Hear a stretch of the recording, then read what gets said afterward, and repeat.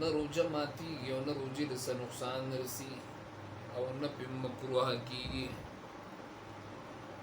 پوهېږې که نه؟ روژه ماتیږي په هغه څیز سره چې کوم څیز نه الله او رسول قرآن او حدیث منع کړي او فقه حنفي د هغې تشریح کړي او مکروه هغې ته ویلی کېږي چې دا روژهدار پې بد نه ښکاري الله دربار کې. مکروه څه ته وایي؟ چې یو سړی یو کار کوي یو بل سړی په نظر کې هغه بد ښکاري، دې ته مکروه وایي. دې ته څه وایي؟ مکروه وایي. نو هغه څیزونه چې په هغې باندې نه روژه ماتېږي او نه په هغې باندې روژهدار الله دربار کې بد ښکاري. ښه، اولنی څیز چې روژه پې هم نه ماتېږي، روژې ته څه نقصان نه رسېږي، هغه مسواک کول دی. څه دي؟ مسواک کول دي. په دې مسواک کې ګوره قسمونه دي. ښه، دوه درې څلور قسمونه دي. یا ټوت پیسټ کول دي. نو ټوت پیسټ کول مکروه دي، په روژه کې نه دي کول پکار. ټیک شو؟ مسواک په روژه کې نه مکروه دي او نه منع دي او نه دې سره روژې ته څه نقصان رسي. چاهے چې هر قسمه مسواک ولې نه، هر قسمه مسواک ولې نه، په نیت د صفایي د غاښونو د خولې په دې نیت باندې ته استعمالې. یو خو هغه جدا خبره ده چې ته یو څیز نه خوند اخلې، او خو جدا خبره ده هغه په مرتبه د خوراک اسکاک کې راځي که نه. خو یو څیز ته صرف السواک مطهرة للفم ومرضات للرب، چې صرف د خولې د صفایي دپاره استعمال شي، د غاښ د صفایي دپاره.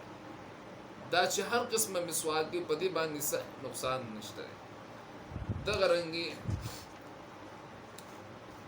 ویښتو باندې ګیره باندې په بیرتو باندې تیل لګول، چاهے چې هر قسمه تیل وي، خوشبو والی وي که ساده وي. ښه، په دې باندې هیڅ قسمه روژې ته نقصان نه رسي، نه پې روژه ماتېږي حاجي او نه څه کېږي، نه پې مکروه کېږي. دغه رنګې روژه کې اکثر خلک ناپوه دي، رانجه نه لګوي، سرمه نه لګوي او کجل نه لګوي. ولې روژه ده سړیا؟ روژه د سترګو روژه دا نه ده چې ته پې ورباندې سرمه مه لګوه. د سترګو روژه دا ده چې غیر محرم ته مه ګوره. الله اکبر، عجیبه خلک دی.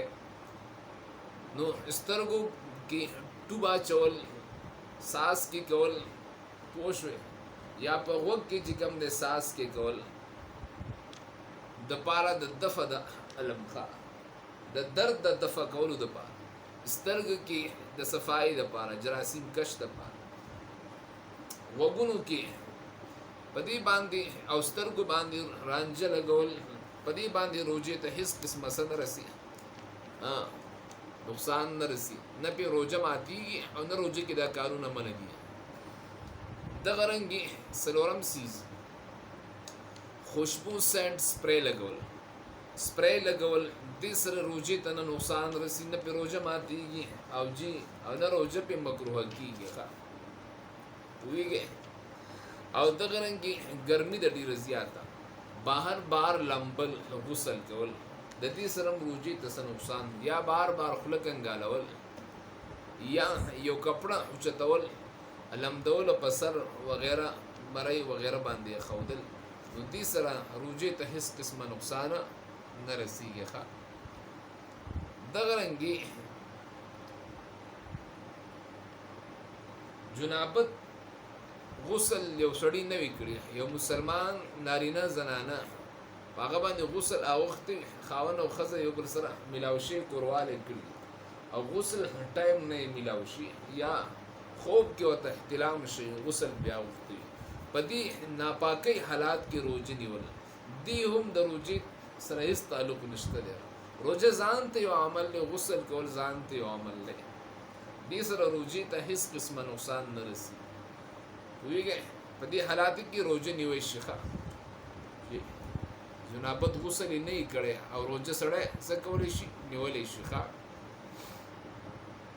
دغه رنګې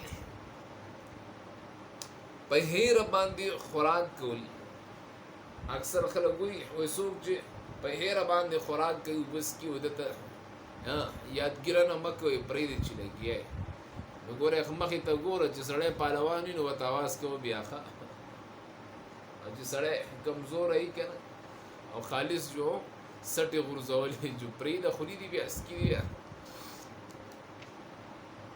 دغه رنګې اکثر ملګري سحر را پاسي په دې غاښونو باندې خون وینه راغلی نو دې سره روژې سره تعلق نشته دی صاحبه پوه شوې یا چاله روژه کې بلډ ورکول وینه ورکول مریض ته وینه ورکول دې سره روژې ته څه نقصان نه رسېږي او نه پې روژه ماتېږي او نه روژه پې څه کېږي مکروه کېږي دغه رنګې